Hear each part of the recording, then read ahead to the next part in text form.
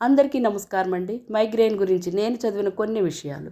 Migraine చిన్న పెద్ద తేడా లేకుండా ముఖ్యంగా మహిళల్లో చాలామందిని వేధించే సమస్య. ఇతర తలనొప్పుల కంటే భిన్నమైనది. నరాల సంబంధిత తీవ్రమైన తలనొప్పికి వికారం, వెలుతురు, శబ్దాలు కూడా అసలు పడవు. హార్మోన్లు మార్పులు, పడని ఆహారాలు, తగినంత వ్యాయామాలు లేకపోవడం, పని ఒత్తిడి వల్ల మైగ్రేన్కు దారితీస్తుంది.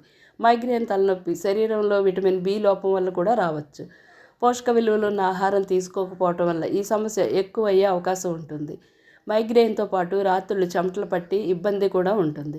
ముఖ్యంగా అమ్మాయిల్లో మైగ్రేన్ ఉంటే వారిలో మెనోపాజ్ లక్షణాలు త్వరగా కనిపిస్తాయని తాజా పరిశోధనలో తేలింది. ఇది అందరితో ఒక్కలానే ఉండకపోవచ్చు.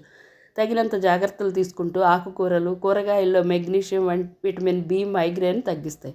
పచ్చగా ఉన్న కూరగాయలను తీసుకోవడం వల్ల స్త్రీలలో ఈస్ట్రోజన్ లెవెల్స్ మెరుగుపడి తలనొప్పి దూరం అవుతుంది.